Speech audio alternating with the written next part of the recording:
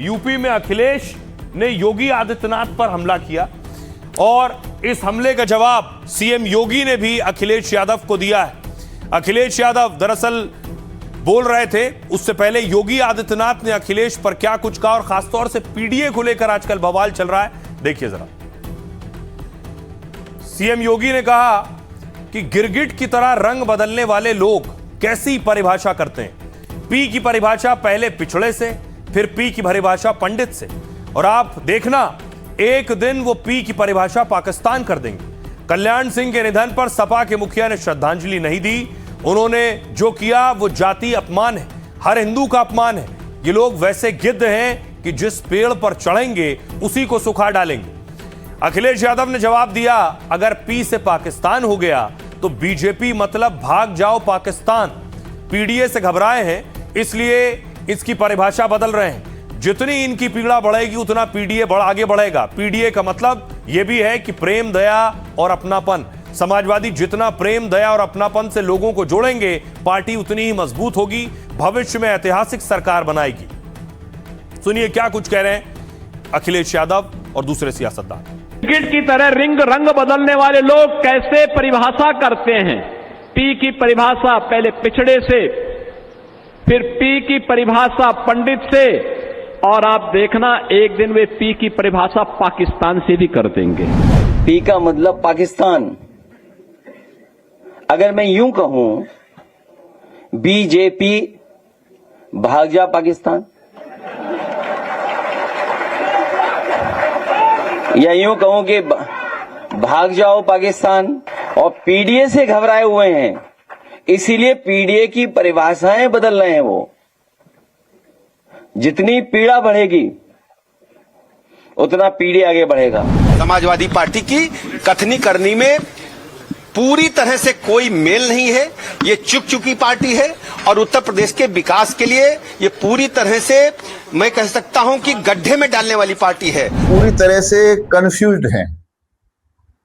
कहीं किसी मंच पर पीडीए का कुछ अर्थ करते हैं, जब पंडित सामने दिखाई दे जाता है तो पी का अर्थ पंडित कर लेते हैं, और कोई पत्रकार पंडित सामने आता है, पूछ रहे अपना नाम बताओ, अरे नाम बताओ अपना क्या है, उसे बेइज्जत करते हैं। अच्छा मिश्रा हो तो उसे बेइज्जत करते हैं।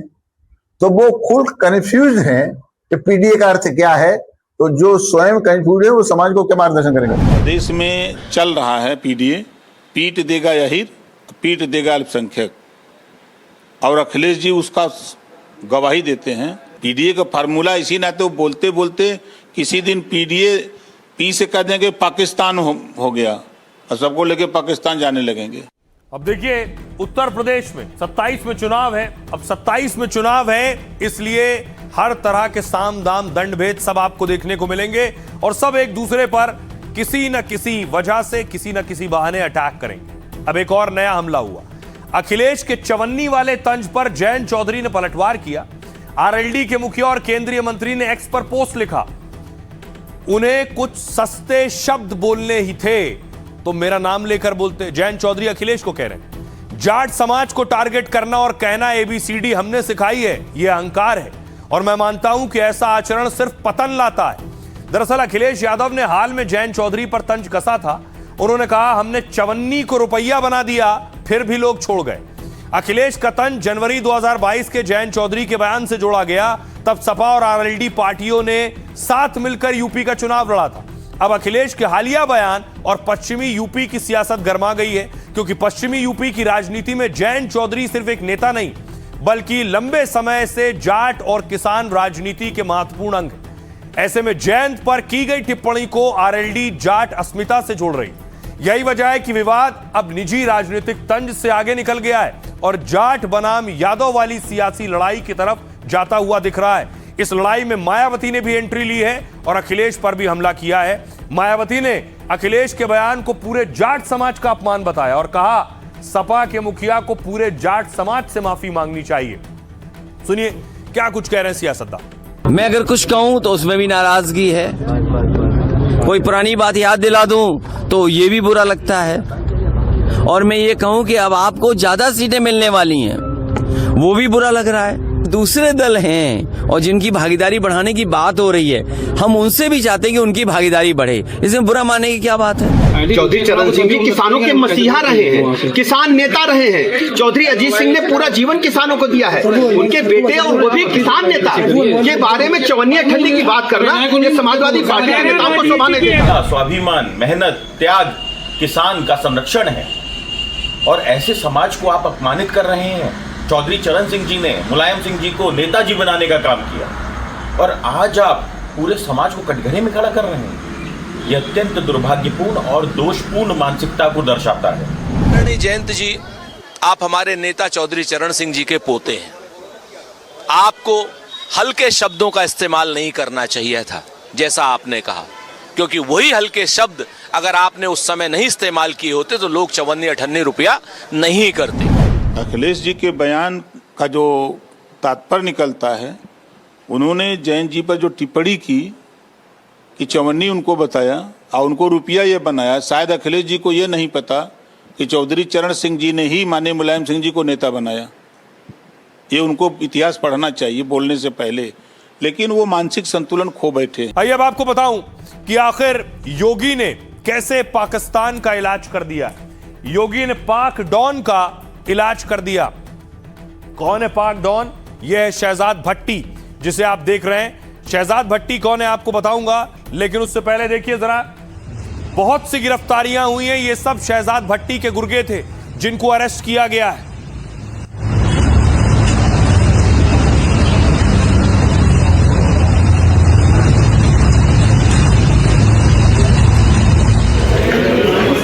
अब देखिए, ये जो गिरफ्तारियां हुई हैं, शहजाद भट्टी के आतंकी नेटवर्क से जुड़े लोग थे। अलग अलग शहरों में इन पर एक्शन हुआ है। देखिए कौन कौन से शहर हैं ये। सबसे ज्यादा एक्शन उत्तर प्रदेश में हुआ है। 12 अगस्त को 253 गिरफ्तारियां हुई, यूपी से 62 हुई हैं, दिल्ली से 52 गिरफ्तारियां हुई हैं। इसके अलावा हरियाणा से भी 52 लोगों को पकड़ा गया है, पंजाब से 44 गिरफ्तारियां हुई हैं, राजस्थान से 15 अरेस्ट किए गए हैं, महाराष्ट्र से 8 गिरफ्तारियां हुई हैं। ये गिरफ्तारियां कुल मिलाकर 253 हैं। अब बड़ी बात यह है कि शहजाद भट्टी का टारगेट भारत के युवा क्यों है और किस तरह से मोस्ट वांटेड शहजाद भट्टी युवाओं को भटकाता है और अपने गैंग में शामिल करता है। देखिए जरा। और इसे पाकिस्तान का दाऊद भी कहते हैं। जिस तरह दाऊद इब्राहिम पैसों का लालच देकर युवाओं को फंसाता था, कमजोर गरीब युवाओं का ब्रेन वॉश कर उन्हें आतंकी बनाता था, उसी मॉड्यूल का इस्तेमाल अब पाकिस्तानी डॉन शहजाद भट्टी कर रहा है। दाऊद पाकिस्तान में बैठकर भारत में हवाला तस्करी का नेटवर्क चलाता है। बस शहजाद भट्टी का तरीका अलग है। उसका हथियार इंटरनेट है। भारत में आतंक फैलाने के लिए वो सोशल मीडिया का इस्तेमाल करता है। इंस्टाग्राम, टेलीग्राम या व्हाट्सएप जैसे ऐप के जरिए युवाओं से जुड़ता है, हथियार दिलाने और पैसों का लालच देकर युवाओं को आतंकी बनाता है। भट्टी ने लड़कों के भर्ती प्रक्रिया को 6 अलग अलग लेवल में बांटा है। पहले ये भारत में ऐसे लड़के तलाशता है जो ड्रग एडिक्ट हो, नशा करते हो। इसके अलावा गरीब युवा टारगेट पर होते हैं जिन्हें पैसों की जरूरत है। दूसरा लेवल है ब्रेन वॉश करने के बाद युवाओं को छोटे काम दिए जाते हैं। फिर 2 से 5 हजार का लालच देकर रेकी करना या सिम खरीदने का काम देता है और इनसे सीसीटीवी कैमरा खरीदवाते हैं और बताई गई जगह पर लगवाते हैं। इन सीसीटीवी कैमरों का एक्सेस पाकिस्तान के हैंडलर के पास होता है। आखिर में 2 से 10 हजार के लालच में हमले के लिए इन्हें तैयार कर लिया जाता है। इसी रैकेट का भांडाफोड़ किया और सबसे ज्यादा गिरफ्तारियां 62 गिरफ्तारी यूपी में हुई है। सुनिए जरा उत्तर प्रदेश के और योगी के करीबी सिपाहसालार अमिताभ यश क्या कह रहे हैं। पाकिस्तान की खुफिया एजेंसी ISI के निर्देश पर पाकिस्तानी गैंगस्टर शहजाद भट्टी नेटवर्क द्वारा सोशल मीडिया प्लेटफॉर्म्स के माध्यम से भारतीय नवयुवकों को जोड़ा जा रहा है।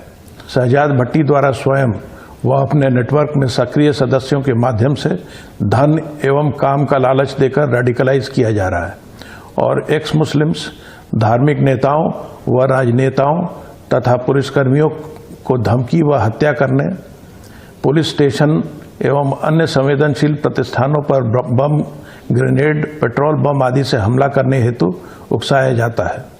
इस नेटवर्क में सक्रिय सदस्यों द्वारा भ्रमित नाविकों को पहले छोटी छोटी आतंकी गतिविधियां जैसे कि रैकी, आगजनी, धमकी देना, जिहादी पोस्टर चिपकाना, पेट्रोल बम फेंकना आदि घटनाएं कराई जाती हैं। छोटी आतंकी गतिविधियों कराए जाने के बाद उनसे बड़ी आतंकी घटना कराने का प्रयास किया जाता है। आइए अब आपको बताऊं कि आखिर शहजाद भट्टी कौन है। पाकिस्तान में बैठा है शहजाद भट्टी, आखिर क्या करता है, देखिए जरा। ग्रिड हटाइए प्लीज। 45 साल का शहजाद भट्टी पाकिस्तानी पंजाब का रहने वाला है। पहले ये चोरी, डकैती और लूटपाट जैसे वारदातों को अंजाम देता है, लेकिन धीरे धीरे ये पाकिस्तान के बाकी गैंगस्टर से मिला। आईएसआई की मदद से इसने अपना खुद का आतंकी नेटवर्क खड़ा किया। शहजाद भट्टी की लोकेशन को लेकर भी अलग अलग दावे हैं। कभी कहा जाता है ये पाक से ऑपरेट कर रहा है, कभी यूएई से। इसकी टीम में 15 लोग ऐसे हैं जो अलग अलग फील्ड के एक्सपर्ट्स हैं। इनमें से कोई सोशल मीडिया एक्सपर्ट, कोई हथियार सप्लायर है, कोई नए लड़कों की भर्ती करता है, कोई ब्रेन वॉश करने में एक्सपर्ट है। शहजाद भट्टी गैंग भारत में आतंकी हमले कर दहशत फैलाना चाहता है। इससे पहले शहजाद के गुर्गों ने देश में 3 हमलों को अंजाम दिया है। 16 मार्च 2025 को पंजाब के जालंधर में ग्रेनेड हमला। शहजाद भट्टी के कहने पर इन्फ्लुएंसर के घर पर ग्रेनेड फेंके गए और पिछले साल सिरसा के महिला पुलिस थाने पर ग्रेनेड अटैक हुआ। जनवरी 2026 में अंबाला के पुलिस स्टेशन परिसर में धमाका हुआ। लेकिन अब देश में शहजाद भट्टी का नेटवर्क खत्म करने का दावा है। 14 राज्यों से शहजाद के 250 से ज्यादा गुर्गे गिरफ्तार किए जा चुके हैं। गृह मंत्री अमित शाह ने भी शहजाद का नेटवर्क खत्म करने का दावा किया है। तो पाकिस्तान की जो साजिश थी, जो कोशिश थी, उसे भारतीय एजेंसियों ने खत्म कर दिया है और नाकाम कर दिया है।